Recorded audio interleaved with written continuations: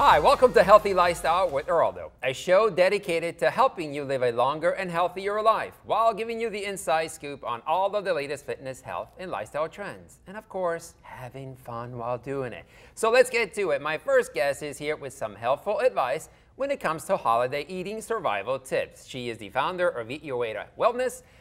Welcome, Jessica DeLuise. Jessica! Eraldo! Boom! Excellent. So happy to be here. Oh, I'm telling you, this is really making me hungry, and I just had lunch. Yes, and this is a big thing for people. Right? You know, holiday eating, how we're going to get through the day. So let's give them some tips. Let's what do you give think? people some really grateful help tips. All right, so let's start with, so obviously there is a difference between these two Definitely a plates, right? difference here, yes.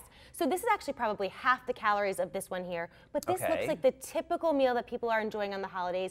Very brown, right? Not a lot of excitement, not a lot of color. And then flip over here. It's full of veggies. About half of my plate here is full with veggies. So that's tip number one. Are you know, when you're getting your choices, when you're making choices with food, try to avoid these things, but don't eliminate them totally. If you like to have those, just make them smaller portions. Absolutely, because it is the holidays after all, right? So you want to have a time to say, you know, whatever. But always there are some things you want to keep in mind. Definitely. So portion control, we talked about this before the show. How important is portion control? It's huge. I mean, just right here to right here, I mean, we're talking half, okay? And the turkey itself, you know, we maintain that over here with a little gravy, but that is hundreds of calories, not to mention the stuffing and the mashed potatoes. So instead, flopping those portions, about a cup of each of my salad and green beans. That's going to be a nice sized portion of vegetables. And what about exercising? Now, we also talked about that, how it's important to have your meal, but also to do something that'll get you moving, right? Sure, it's the holidays. So you can take 15-20 minutes in the morning or right after you eat,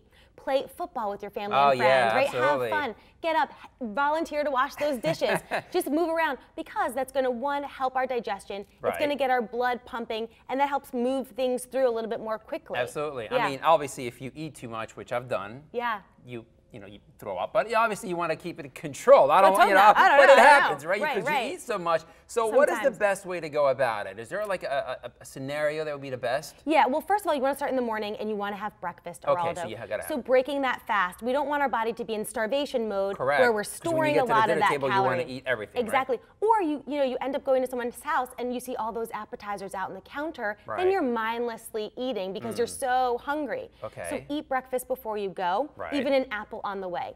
And then when you go to enjoy your meal, I always start with my greens. I start eating there. So you start out with the greens first? Definitely. A lot of fiber in those foods. It's going to fill you up, a lot of water weight, because a lot of people confuse thirst and hunger. So drink some water, eat your vegetables. You're going to hydrate yourself that way. And then you can enjoy the rest of your meal. And I also, not to interrupt you, but I see this is coffee, right? Correct? Yes, that's coffee. I always like to have coffee when I have my dessert. So eat dessert, people. You want to eat dessert.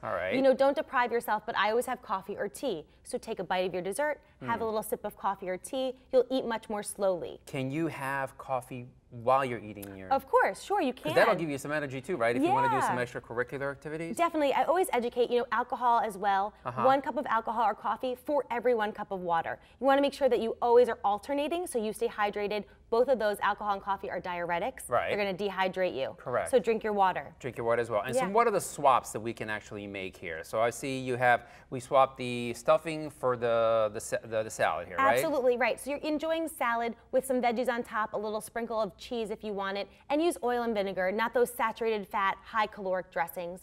You can do a green bean almondine. So roast them with olive oil, so roasting vegetables. And these are almonds, right? And almonds is a great, you know, healthy fat and protein, as opposed to a casserole that's creamy and really high in calories.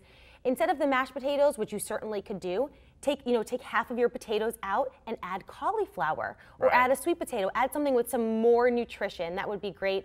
Now, is there any difference between white meat and dark meat? Is there a difference in calorie? There is. You know, there is a little bit more saturated fat in the dark meat. However, if you're filling your plate with vegetables and meat, we as practitioners, we don't care what kind of meat you're eating. Just eat your meat, but it is going to be a little bit more higher in the saturated fat. So as far as calories, I know we talked about one is actually half the calories at the other one. It's about half. Yeah, just making these portions smaller, adding your vegetables. Vegetables are very low in calorie. They're mostly water weight. So you're going to eliminate eliminate a lot of your calories just by making those easy swaps. Okay. It's very, very easy. What about when it comes down to eating your desserts now? Yeah, so eat your dessert. And like I said before, the coffee and the tea is a great, model that I use. Are there different desserts you should be eating as opposed to other ones? Oh, that's a great question. So fruit-based desserts will be the best. So, or even fresh fruit. Sorbets or something? Sorbets, even the apple pies will probably be a little bit less calories than opposed to creamy, dense, sugary desserts. Right. And eat one thing. And then there's always extra dessert. Wrap something and have it in a few days. You don't have to eat 12 different desserts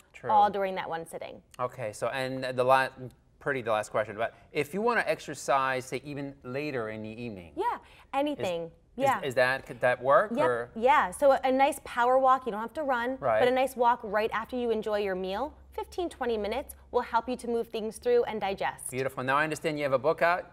Yes, great stuff. Let's give a shout out to your That's book. right. So I do have a book. It's a clean eating guide, and it goes through the ways that I maintain my health and how, when I started my journey, how I did that. Wow. So there's shopping lists, recipes, some daily habits that I use, and it's called the No Doc Method because, healthy eating is the foundation for health. That's right. So No Doc Method, you won't have to go to the doctor as much if you're focusing on these essentials. Excellent. Yeah. Thank you so much for Thanks, being here and Eraldo. sharing with us. Okay, guys, still to come. Have you started your holiday shopping yet? Well, if not, after the break, we have the latest jewelry trends that could make the perfect gift for that special someone.